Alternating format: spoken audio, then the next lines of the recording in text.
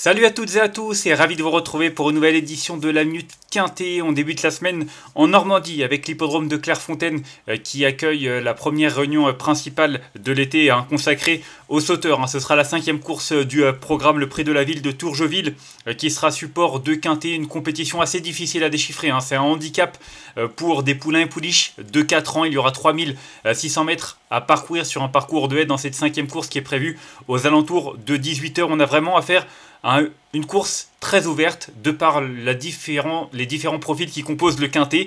Et c'est vrai qu'avant le coup, c'est pas forcément évident de cerner toutes les candidatures, même la majorité. Donc voilà, j'ai quand même retenu en tête de ma section un cheval qui est en fort, une pouliche qui ne cesse de repousser ses limites. C'est le numéro 8, l'équipe de choc.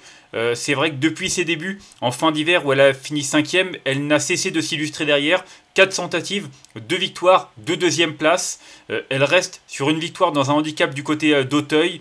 Alors, certes, elle monte de catégorie, mais j'ai vraiment l'impression qu'elle a encore un petit peu de marge. Le port des œillères australiennes lui a permis de franchir un nouveau cap.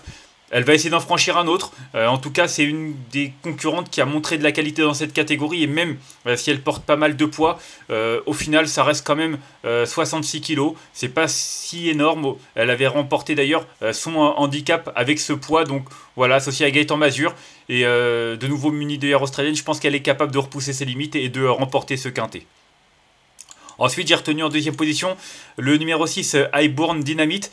C'est également une pouliche de 4 ans. Elle a un profil totalement différent, mais c'est vrai qu'elle avait quand même débuté victorieusement en région parisienne. En général, lorsqu'on débute par une victoire en région parisienne, c'est qu'on a de la qualité. C'est pas forcément donné à tout le monde. En général, c'est souvent en province qu'on effectue ses débuts, sauf quand on a vraiment de la qualité. On l'a vu dans des courses, notamment du côté d'Auteuil. Là, c'était à Fontainebleau. En tout cas, c'est une pouliche qui, derrière, a montré qu'elle avait une belle marge de progression dernièrement. C'était début mai. Elle a terminé 5e d'une listed race qui était bien composée. Miss Wood, Chipora, notamment, qui était devant elle. Alors oui, elle a été battue, mais au final, les écarts sont pas si énormes. Elle est à 4 longueurs de la 4e, qui était à une courte tête du podium. Donc, franchement, je trouve que pour son premier essai à ce niveau-là, avec son manque d'expérience, elle s'est bien défendue. Dans cette catégorie, je trouve qu'elle est prise à une valeur assez intéressante. Elle porte que 67,5 kg. Honnêtement, je trouve qu'elle a vraiment un profil très séduisant et je ne serais pas étonné qu'elle puisse taper un grand coup dès ses premiers pas dans cette catégorie. Ensuite, j'ai retenu en 3e position le numéro 13, Demoiselle de Paris. J'aime beaucoup également son profil. Elle avait chuté lors de ses premiers pas cet hiver à Pau, mais derrière, elle avait bien couru à 2 reprises sur l'hippodrome du Pont-Long, en luttant notamment avec l'Erika. L'Erika qu'on a vu à son avantage dans cette catégorie. Après 2 tentatives assez correctes, elle a été écartée des pistes pendant plusieurs semaines. Sa rentrée est très bonne. 4e d'un handicap du côté de Compiègne. Donc, je pense que le profil de Clairefontaine va vraiment lui plaire. En tout cas, elle a réalisé de bons débuts. Elle va monter en condition sur sa tentative dans les handicaps.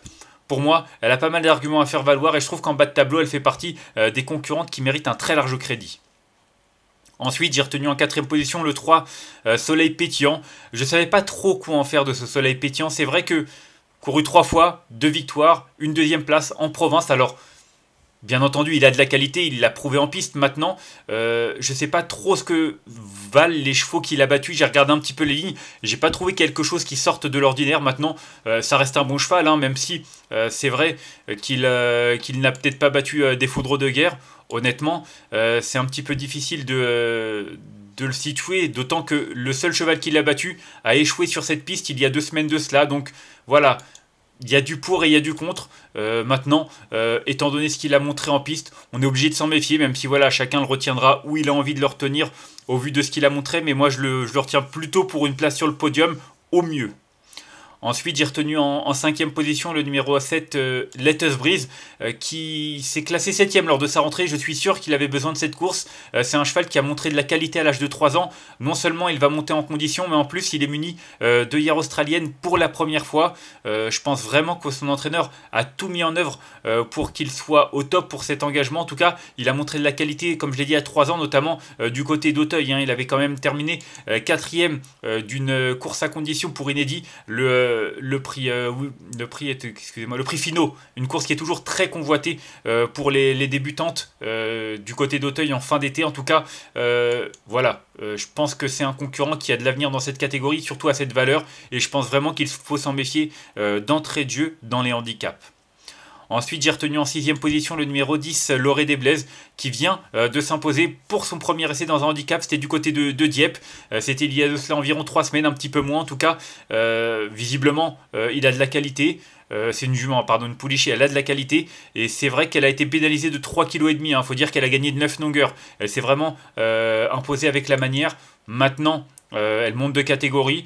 Mais ses limites étant inconnues, j'ai envie de croire qu'elle peut les repousser, pas forcément pour s'imposer, mais qui sait. Honnêtement, la course est tellement ouverte que la voir jouer les premiers rôles, ce serait pas étonnant, mais j'ai fait d'autres choix, il faut en faire, et c'est vrai que je l'ai retenu seulement en 6ème position.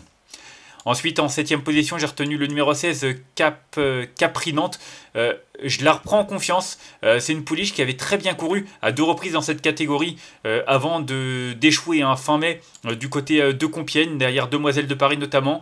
Mais je la condamne pas là-dessus. C'est vrai que je pense que il faut qu'elle s'applique dans ses sauts, c'est surtout ça, mais si c'est le cas, attention à elle, parce qu'elle a beau avoir été issue des réclamés cet hiver, elle a montré qu'elle valait mieux que ça, et en bas de tableau, je trouve qu'elle a une belle carte à jouer. Voilà, c'est un outsider parmi tant d'autres, mais en tout cas, moi je l'aime beaucoup. Et enfin en 8ème position, j'ai retenu le numéro 9, Master d'Otan.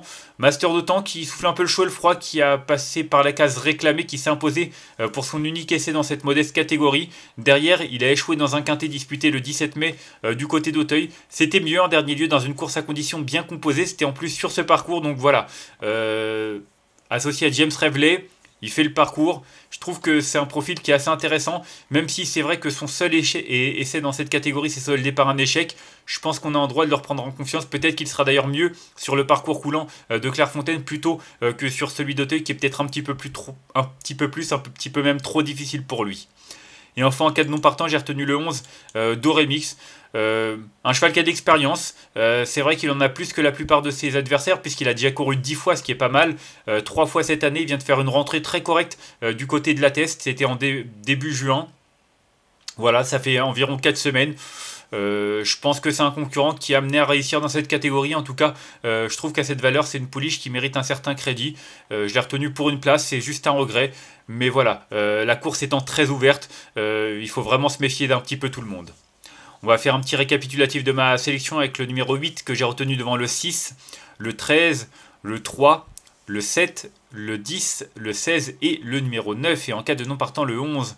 En conseil de jeu, c'est vrai que l'équipe de choc, j'aime beaucoup sa candidature. Je suis sûr qu'elle a encore pas mal de marge dans le sac. Et je pense vraiment qu'elle est capable, une nouvelle fois, de jouer les premiers rôles malgré le point en plus. Le numéro 6, Highborn Dynamite, lui aussi, je l'aime beaucoup. Je pense vraiment qu'elle est capable de réussir dans cette catégorie. Elle a montré de bons moyens et elle reste sur une tentative très honorable dans une listed. Pour moi, dans cette catégorie, à ce poids, on est obligé de lui accorder un large crédit d'entrée de jeu. Et puis le 13, Demoiselle de Paris, qui va certainement courir en amélioration par rapport à sa rentrée qui a eu lieu dans cette catégorie. Donc pour moi, c'est également une priorité. Mais comme je l'ai dit, la course est très ouverte. Autant prendre... on peut aussi bien prendre des bases que de faire des longues et de faire des combinés parce que franchement, il peut y avoir quelques surprises. On va se quitter là-dessus. En tout cas, moi, je vous remercie d'avoir suivi cette nouvelle édition de la Minute Quintet. Si vous avez aimé cette vidéo, n'hésitez pas à la liker, à la partager ou encore à vous abonner à notre chaîne YouTube en cochant la petite cloche pour être au courant des prochaines vidéos. On se retrouvera mardi du côté de Vichy en compagnie des trotteurs. D'ici là, je vous souhaite une excellente journée et de bons jeux à tous. Bye bye.